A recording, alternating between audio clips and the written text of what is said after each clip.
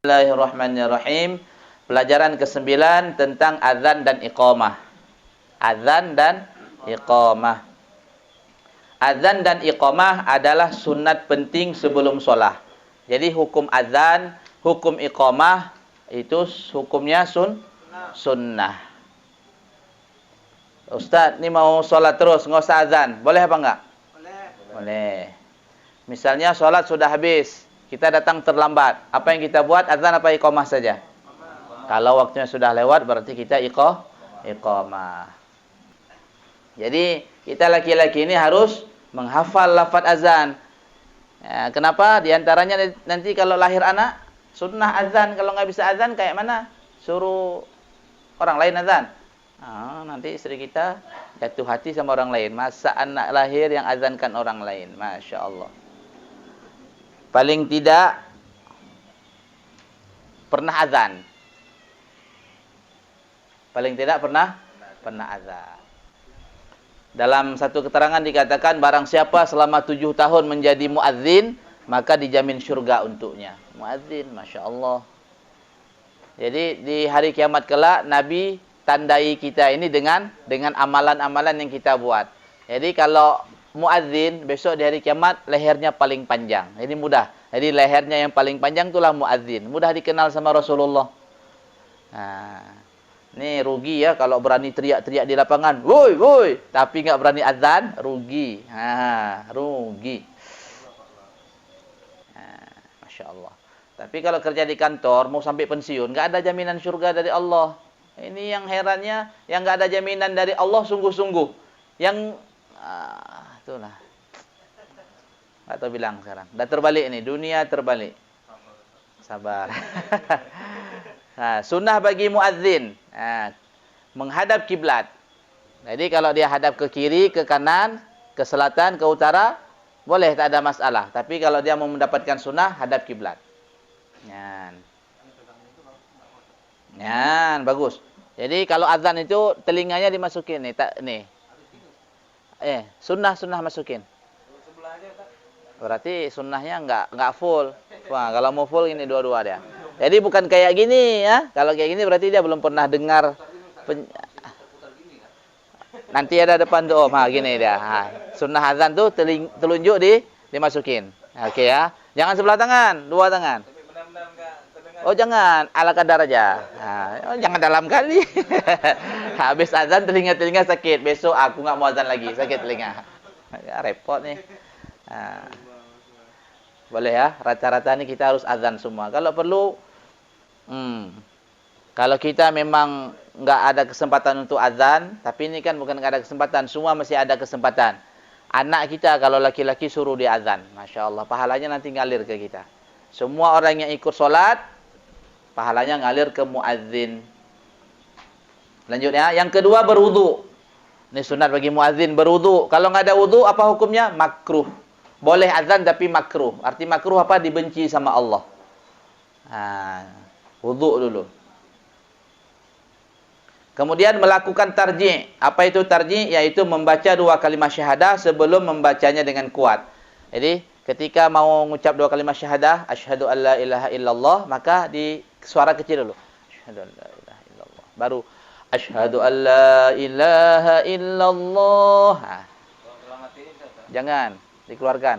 Ya, tapi kecil. Asyhadu an la ilaha illallah. Baru lagi asyhadu an la ilaha illallah. Itu namanya tarji'. Sunnah hukumnya. Sebelum asyhadu anna Muhammadar Rasulullah sama juga. Asyhadu anna Muhammadar Rasulullah. Baru suaranya keras. Itu maksudnya tarji'. Ada hari ini kita yang azan melakukan tarji'. Bang Pendi. Bang Rudi, ada tarji', Bang. Buat tarji'nya nanti praktek sunnah. Ketika mengucapkan 2 kalimat syahadah, maka sebelum kita ucapkan dengan kuat, kita ucapkan dulu yang kecil. Ya. Khusus di 2 kalimat syahadah. Itu namanya tarji'. Tapi jangan besar kali. Yang selanjutnya sunnah azan memalingkan muka ke kanan dan ke kiri waktu hayya 'alas shalah dan hayya 'alal falah. Jadi yang disunahkan itu muka, bukan badan. Hayya 'alas shalah. Ngapain badan? Kepala aja. Hayya 'alas shalah ke kanan. Baru Hayya 'alal falah, ke kiri. Nah, itu pertanyaan Om tadi kan. Nah. Azan dalam keadaan berdiri. Jadi disunahkan azan dalam keadaan berdiri. Kalau duduk boleh? Boleh. Kalau berbaring boleh? Nah, macam nggak ada orang lain aja berbaring. Di azan berbaring. Sunnah bagi yang mendengar azan. Ini siap-siap ya. Saya mau tanya ini nanti doa iqamah dengan doa selepas azan. Siapa yang ditunjuk baru bisa nih. Kalau nggak bisa, memberhentikan.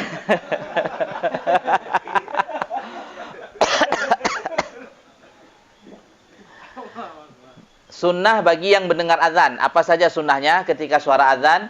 Memberhentikan kata-kata. Jangan bercakap-cakap ketika azan. Dalam satu riwayat dikatakan orang yang bercakap-cakap ketika azan, maka ketika sakaratul maut dia meninggalnya dalam keadaan su'ul khotimah, dalam keadaan tidak baik. Nah, ini ya sunnah. Walaupun di luar masjid. Walaupun di luar masjid. Di dalam masjid, di luar masjid, di mana saja, apabila mendengar azan, sunnah berhenti daripada berbicara. Dan dengan khidmat mendengar kalimah-kalimah azan. Maksud dengan khidmat ini dengan sungguh-sungguh kita dengar suara azan. Kita renungkan. Allahu Akbar, Allahu Akbar. Kan artinya Allah Maha Besar kan itu. Kita renungkan. Jadi kalau kita enggak ke masjid, berarti yang ada yang lebih besar dari Allah kan itu. Kalau orang, ya. Sunnah. Menjawab suara azan seperti mana muadzin itu hukumnya sunnah.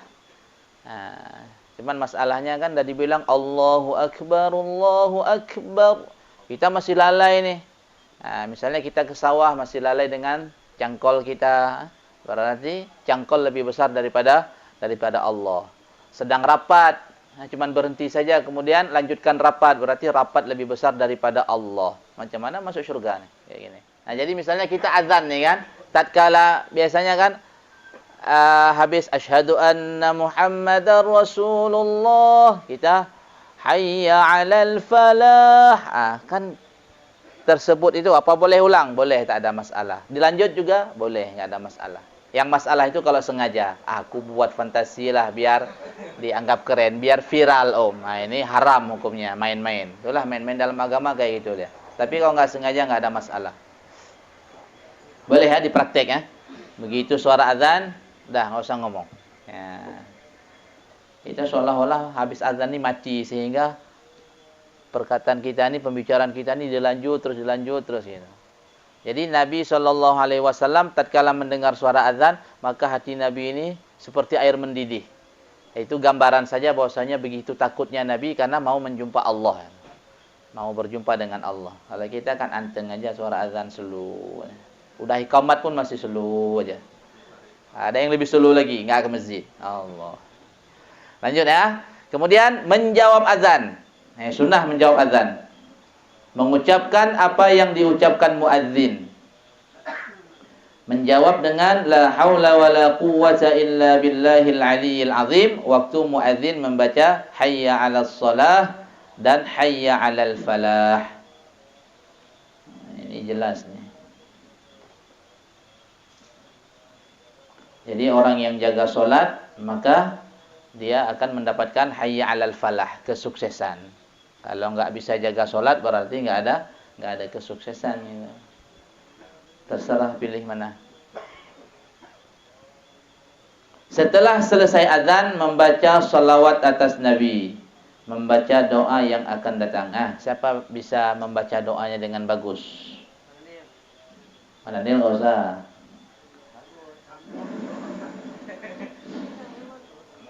Doa selepas azan. Nih saya lihat semua habis azan angkat tangan. Saya mau dengar nih. Tak apa dibaca kadang-kadang saya belum habis nih. Dia udah habis. Kayak mana bacanya nih? Hari inilah kita mau praktek nih. Allah marbahatin. Ya, iya. Jangan gitu deh. Ayo. Om. Nggak lengkap tangkap lah Om. Ayo yang lain. Marco Polo, baca. Kan nggak bisa tandanya nggak bisa nih. Mana nih angkat tangan berarti bohong hari ini angkat tangannya. Bangkaran. Oh, baru ketahuan nih jaga. Oke, boleh. Bang Daniel. Perkara yang paling mudah, Bang. Doa habis azan. Yang lain udah semua, tinggal Bang. Ayo, Bang. Oh, bukan grogi, enggak boleh grogi nih. Ayo. Nih mana yang lain? Kalau azan bolehlah tadi enggak kita suruh karena mudah nih. Doa habis azan. Saya enggak pernah melihat orang habis azan ngangkat doa walaupun dia lagi sibuk dia baca. Entah apa dia baca. Inilah. Ayo, adik Bang Fahmi. Yang betul, jangan tawaduk. Ngaji ini enggak perlu tawaduk dia. Abang jenggot. Abang. Ya, kayak mana enggak habis nih? Berarti besok coffee morning bagi bawah nih ya. Yang belum bisa tasyahud, belum apa, coffee morning ini. Walaupun enggak ada saya terkadang ngantuk, yang lain kan ada. Insyaallah. Insyaallah. Kayak mana nih? Tadi lanjut ya. Pak Bujang. Nah, lanjut. Ya, ini memang betul. Coba tanya sama orang kadang-kadang di samping kita yang dia enggak pernah hadir majelis taklim. Tingkat doa habis azan kesulitan dia baca. Apalagi suruh baca Quran. Apalagi suruh berdiri imam. Hari ini kalau kritik imam pandai kali. Suruhlah dia jadi imam. Enggak keluar nih di mulut dia. Bukan enak jadi imam. Di kampung kita gemetar, Masjid Tamadun, Masjid Agung lebih lagi, Masjid Kaca, kan itu. Ini dilihat suara ustaznya aja datar kali ustaz. Padahal kita dah menahan takut tu luar biasa. Lanjut ya. Untuk subuh boleh azan sebelum fajar. Artinya apa? Setelah lewat tengah malam boleh. Jam 3 boleh azan sekali, jam 4 tu azan untuk membangunkan orang tahajud. Azan pertama. Azan tu sunnahnya dalam mazhab Syafi'i 2 kali. Ini hari ini aneh nih. Yang azan 2 kali dirundeng. Rundeng kan padahal agak beda sedikit sama kita. Tapi akhir-akhir ini dah sama. Tapi beda enggak ada masalah kan itu. Kita ingin ceritakan masalah azan. Beliau yang mengamalkan 2 kali azan dirundeng. Istiqomah sekali bapak tu. Bapak yang tua, enggak kenal namanya. Kita yang mazhab Syafi'i tak ada. Sekali aja tu masjid kita Tamadun. Padahal sunnahnya 2 kali. Azan sebelum fajar. Fajar itu subuh artinya. Jadi kalau ada kawan kita namanya Bang Fajar, sesekali panggil Bang Subuh. Mana Bang Fajar? Ada Bang Fajar? Nggak ada? Biar dilihat di YouTube nanti. Bang Subuh. Kalau bahasa Arab, subuh itu makan pagi. Stobeh. Sobuh katanya. Makan pagi. Kita subuh, solat subuh. Untuk subuh boleh azan sebelum fajar, yaitu setelah lewat tengah malam, disebut azan awal ataupun azan pertama. Dan pada azan kedua setelah hayya 'alal falah bagus ditambah as-salatu khairum minan naum. Itu Ustaz Wali. Bagus ditambah as-salatu khairum minan naum. Kalau terlupa kayak jawaban Ustaz Malik tadi pertanyaannya, enggak ada masalah. Tapi diusahakan kalau azan pagi ini, suaranya ini harus besar. Apalagi ketika as-salatu khairum minan naum. As-salat lembut dia kan itu. Langsung dia tarik lagi. Naum, mad apa naum? Matlin. Jadi minimal 2 harakat. As-salatu khairum minan naum. Boleh. InsyaAllah orang bangun. Ataupun 4 harakat, boleh. As-salatu khairum minan naum. 4. Ataupun 6 harakat, lebih bagus lagi kan. Minan naum. InsyaAllah bangun. Ustaz Wali pun lompat dari tempat tidurnya. Lebih-lebih dalam minggu ini Ustaz Wali ya. Kena kebulis. Tapi kalau enggak pakai tajwid penting. As-salatu khairum minan naum. Tidur lagi tu bang. No. Jadi minimal 2 harakat. Bagus ditambah as-salatu khairum minan naum 2 kali. Sehingga sembahyang lebih baik daripada tidur artinya.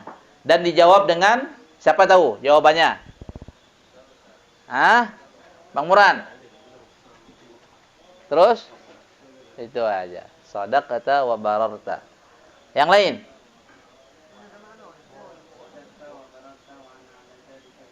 Ya, boleh shadaqata wa bararta, boleh shadaqata wa barirta, boleh. Dua-dua boleh.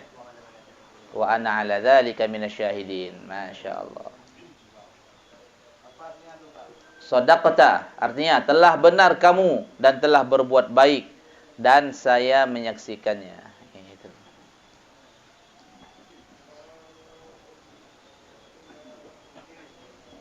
Bang Daniel, azan subuh ada baca tu? Enggak ada. Tapi kalau azan pertama enggak usah diucapkan as-salatu khairum minan naum, tapi kayak biasa, azan yang keduanya saja. Kemudian sunat menjawab seperti menjawab azan. Nah, ini iqamah sekarang. Sunat menjawabnya seperti menjawab azan. Hanya qad qamatis shalah dijawab dengan siapa tahu? Waktu qomat nih. Hayya 'alas shalah, hayya 'alal falah. Itu jawabannya kan sama nih, la haula itu. Nah, jadi yang sering kesalahan ini bab tajwid la haula, la-nya itu enggak panjang, yang kedua, la yang pertama panjang. La haula wala panjang. Ini kadang-kadang saking enaknya la haula wala, makanya jin-jin pun enggak lari kalau kita model zikirnya kayak gitu. Salah-salah. Nah, la haula wala quwwata illa billahil aliyyil azim. Coba lu baca sekali. Ya, panjang. Tak boleh. La-nya enggak boleh panjang, la yang kedua. La pertama panjang. La haula wala. La yang kedua tu tak boleh panjang.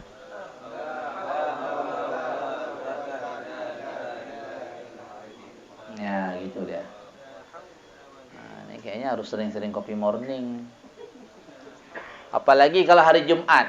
Hari Jumat di sini Bang Dwi ada amalan istiqomah. Bukan istiqomah, istiqomah. Karena istri yang buat di rumah kan, bawa kemari. Nah. Apa doanya?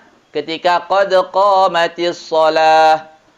Qad qamatis shalah.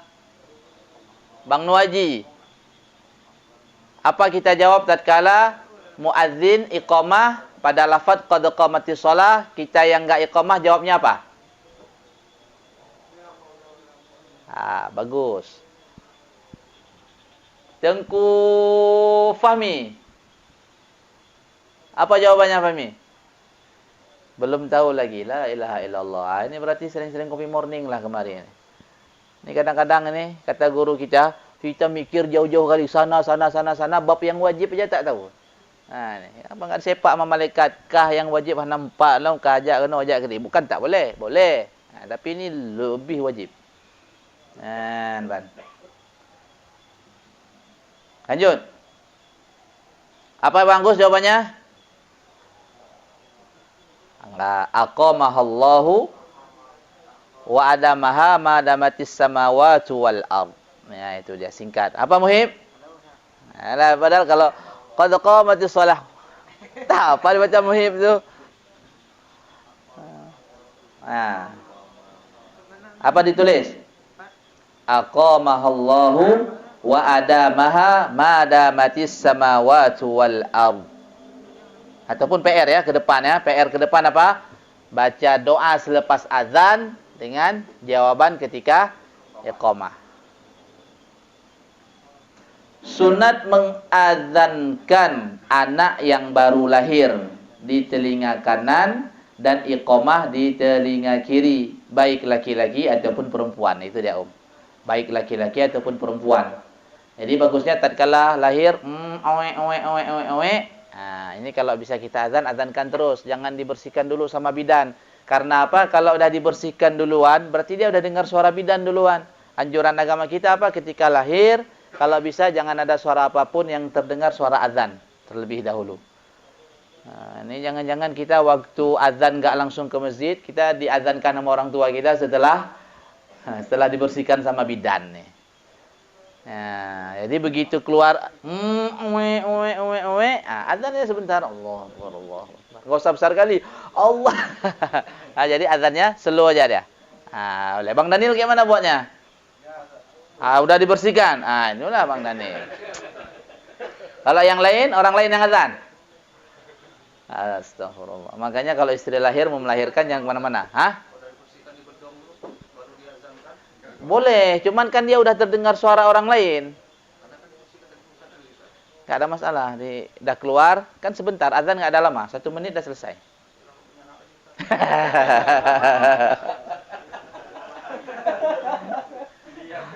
Mantap. Oh.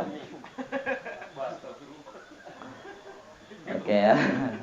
Sunat mengazankan anak yang baru lahir di telinga kanan dan iqamah di telinga kiri, baik laki-laki ataupun perempuan.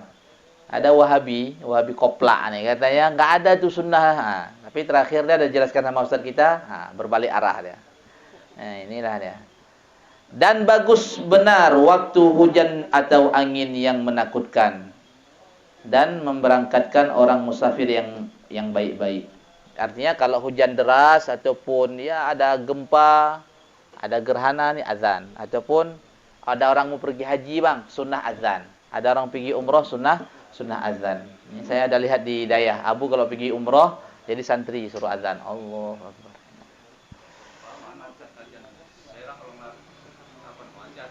Kalau gempa. Ada pertanyaan? Masalah azan.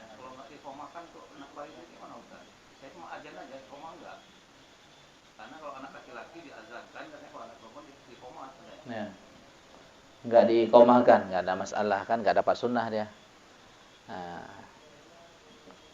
Kalau perempuan kalau azan sebelah kiri ada yang begitu. Ya, sama dia. Kalau azan sebelah kanan, kalau iqamah sebelah kiri. Ya, itu dua-dua, laki-laki. Gimana? Terbalik. Itu nanti kalau terbalik takutnya dia datang seketika komat terus dia baru datang ke masjid. Karena ketika azan dia nggak dengar. Dengarnya ketika iqamah. Lanjut ya.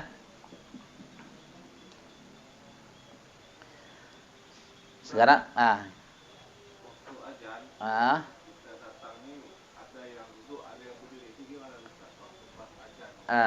jadi kenapa orang ketika azan masuk ke masjid ada yang duduk, ada yang berdiri. Yang berdiri ini maksudnya dia mau melakukan tahiyatul masjid. Makanya dia berdiri, nggak duduk. Bahkan kalau duduk, nggak ada lagi tahiyatul masjid, sudah duduk. Pas azan nih, kita masuk masjid. Kadang sebabnya ada yang berdiri, nunggu habis azan. Ada yang duduk. Ya. Bagusnya itu kita berdiri, nyahut suara azan, dapat sunnah. Kemudian kita belum duduk, berarti masih dibolehkan tahiyatul masjid. Jadi kalau langsung kita duduk, cuma dapat sunnah menjawab azan. Nggak dapat lagi tahiyatul masjid. Nah, itu dia. Ketika suara azan. Enggak, sudah habis. Kan dia duduk nih. Sudah habis azan, mau sholat tahiyatul masjid. Boleh juga. Syaratnya udah hilang. Kalau udah duduk tuh nggak ada lagi tahiyatul masjid. Kayak kita musafir. Kalau udah sampai ke tempatan kita, udah nggak ada lagi jamak qasarnya. Kapan jamak qasar? Sebelum sampai ke tempatan kita, ke kecamatan kita. Begitu juga tahiyatul masjid. Kalau sudah duduk berarti udah nggak ada lagi bagus. Boleh diganti subhanallah walhamdulillah la ilaha illallah Allahu akbar. Itu kalau ada majelis taklim boleh diganti karena mengingat wajib menuntut ilmu, sedangkan salat tahiyatul masjid itu hukumnya sunnah gitu. Jadi mendahulukan yang wajib lebih bagus.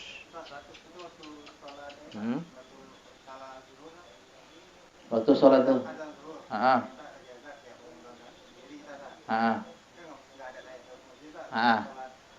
Qabliyah.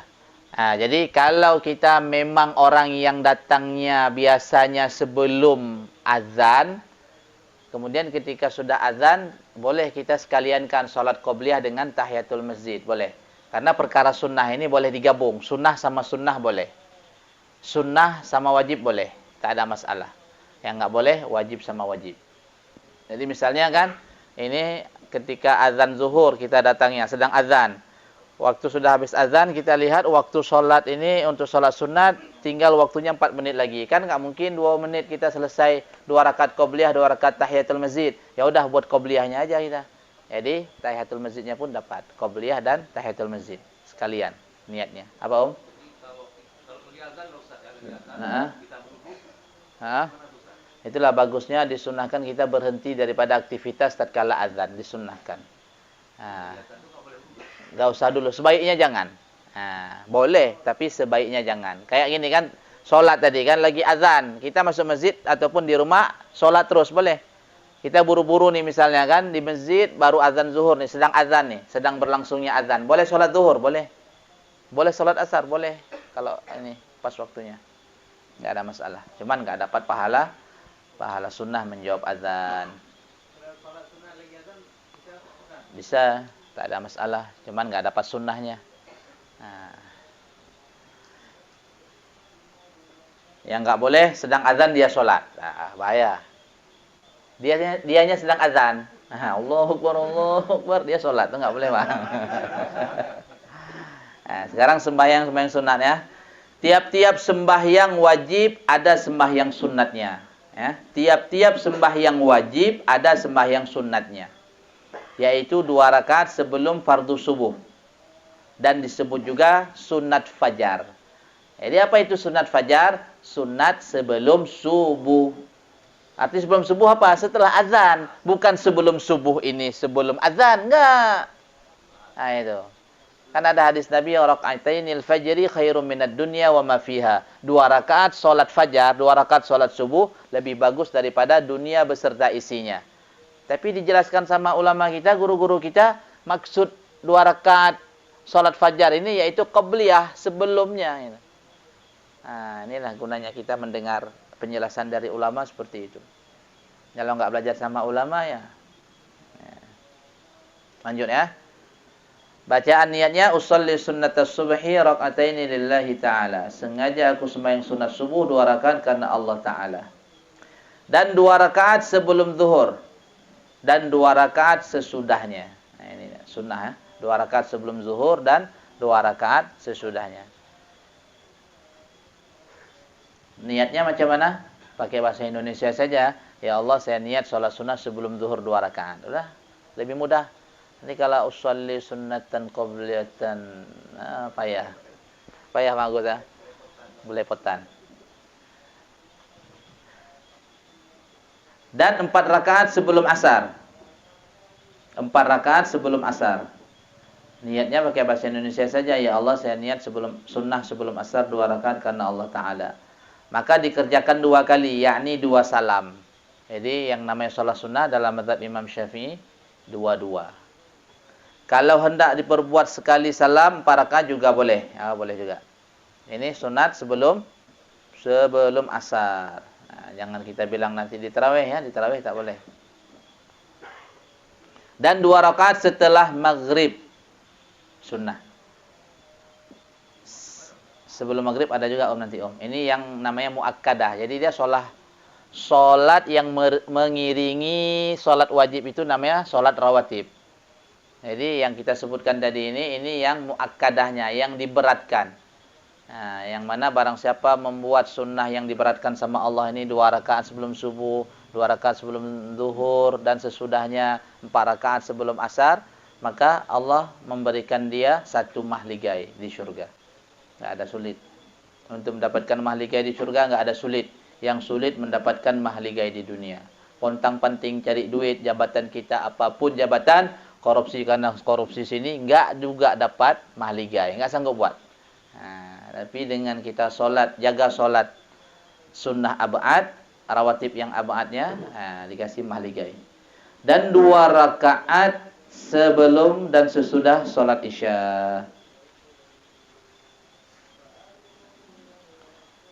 Dan sebelum fardu maghrib, sunnah sembahyang 2 rakaat.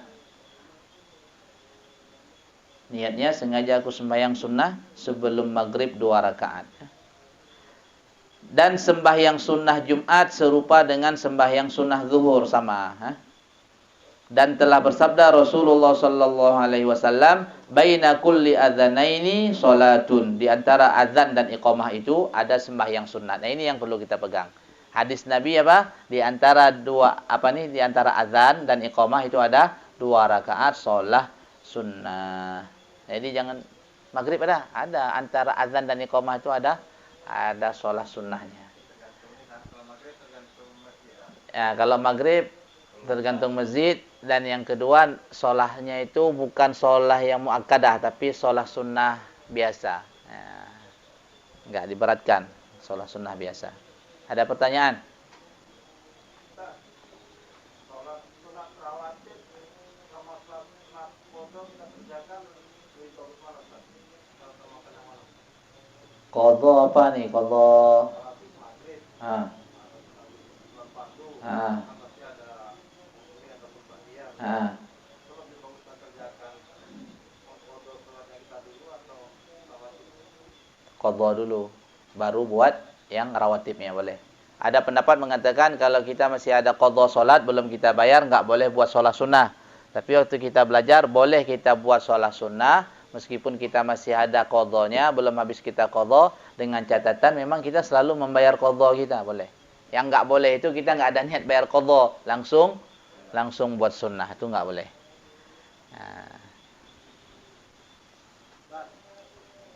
Antara maghrib dengan antara ini sama menjelang sholat maghrib. Allahumma salli ala sayyidina Muhammadin tibbil qulubi wa dawaiha wa afiyatil abdani wa shifaiha wa nuril absari wa diyaiha wa ala alihi wa sahbihi wa sallim. Allahumma salli ala sayyidina Muhammadin tibbil qulubi wa dawaiha wa afiyatil abdani wa shifaiha wa nuril absari wa diyaiha wa ala alihi wa sahbihi wa sallim. Allahumma salli ala sayyidina Muhammadin tibbil qulubi wa dawaiha wa afiyatil abdani wa shifaiha wa nuril absari wa diyaiha wa ala alihi wa sahbihi wa sallim. Azan sunat bagi kaum laki-laki, terutama di masjid. Jadi untuk perempuan enggak disunatkan. Jangan sampai nanti kita gara-gara si perempuannya ini qari'ah kita suruh pula di azan. Ayo azan. Habis laki-laki di kampung tersebut keluar. Siapa yang azan? Siapa yang azan? Apalagi yang jomblo nih macam Muhib. Langsung keluar cari tahu.